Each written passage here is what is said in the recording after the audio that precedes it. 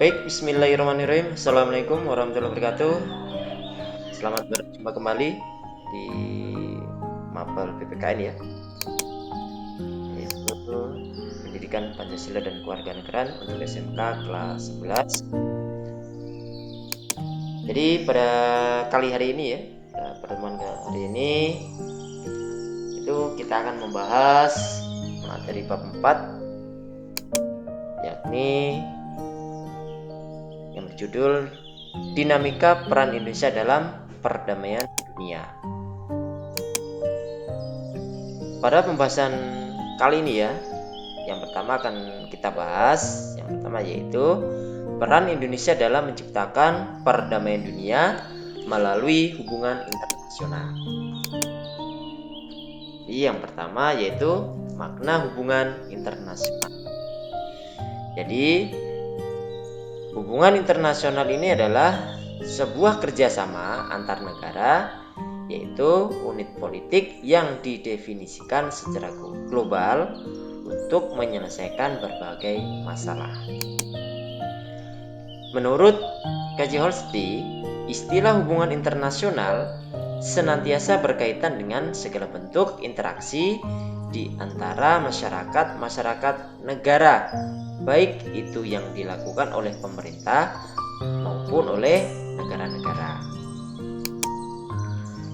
Selanjutnya, konsepsi hubungan internasional oleh para ahli sering dianggap sama atau dipersamakan dengan sebagai berikut. Jadi yang pertama yaitu politik luar negeri.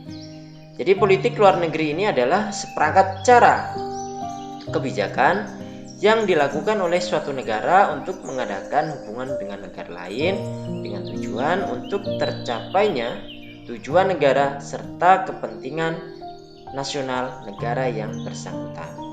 Yang kedua, hubungan luar negeri adalah keseluruhan hubungan yang dijalankan oleh suatu negara dengan semua pihak yang tidak tunduk pada kedaulatan. Yang ketiga, politik internasional adalah politik antar negara yang mencakup kepentingan dan tindakan beberapa atau semua negara serta proses interaksi antar negara maupun antar negara dengan organisasi internasional. Yang kedua, pentingnya hubungan internasional bagi Indonesia. Jadi, suatu negara dapat menjalin hubungan dengan negara lain manakala kemerdekaan dan kedaulatannya telah diakui secara de facto dan de jure oleh negara lain. Perlunya kerjasama dalam bentuk hubungan internasional, antara lain karena faktor-faktor berikut. Yang A, faktor internal, yaitu adanya kekhawatiran terancamnya kelangsungan hidup kesananya baik melalui kudeta maupun intervensi dari negara lain.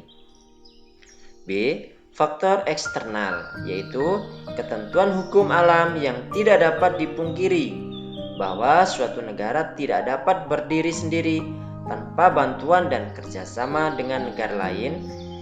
Ketergantungan tersebut terutama dalam upaya memecahkan masalah-masalah ekonomi, politik, hukum, sosial budaya, pertahanan, dan keamanan. Ya. Jadi di dalam pembangunan hubungan internasional, bangsa Indonesia ditunjuk untuk peningkatan persahabatan dan kerjasama bilateral, regional, dan multilateral melalui berbagai macam forum sesuai dengan kepentingan dan kemampuan nasional. Selain itu, bagi bangsa Indonesia, hubungan internasional diarahkan untuk hal-hal berikut. Yang pertama, yang A, pembentukan suatu negara Republik Indonesia yang berbentuk negara kesatuan dan negara kebangsaan yang demokratis. B, pembentukan masyarakat adil dan makmur secara material ataupun spiritual dalam wadah negara kesatuan Republik Indonesia. C, pembentukan satu persahabatan yang baik antara Republik Indonesia dan semua negara di dunia. Yang D, D. Mempertahankan kemerdekaan bangsa dan menjaga keselamatan negara. Yang E. Memperoleh barang-barang yang diperlukan dari luar untuk memperbesar kemakmuran rakyat apabila barang-barang itu tidak atau belum dihasilkan sendiri. F. Meningkatkan perdamaian internasional karena hanya dalam keadaan damai Indonesia dapat membangun dan memperoleh syarat-syarat yang diperlukan untuk memperbesar kemakmuran rakyat. Dan yang G. Meningkatkan persaudaraan segala bangsa sebagai pelaksanaan cita-cita yang tersimpul di dalam Pancasila, dasar dan filsafah negara kita. Yang ketiga, politik luar negeri Indonesia dalam menjalin hubungan internasional. Ya, jadi hubungan yang dijalin oleh suatu negara dengan negara lain tentu saja tidak dapat dilepaskan dari tata pergaulan antar negara. Jika dalam pergaulan manusia dalam lingkungan tetangga ada yang disamakan tata krama pergaulan, maka dalam pergaulan antar negara pun terdapat hal yang sama. Setiap negara mempunyai kebijakan politiknya masing-masing. Kebijakan politik masing-masing negara dalam pergaulan internasional dinamakan politik luar negeri. Dan yang selanjutnya yaitu berdasarkan sifatnya.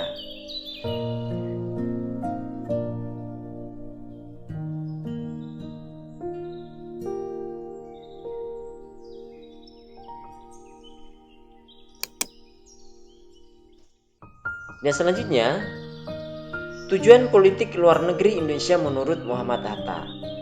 Jadi, tujuan politik luar negeri Indonesia, jadi menurut Bapak Muhammad Hatta yang pertama yaitu mempertahankan kemerdekaan bangsa dan menjaga keselamatan negara.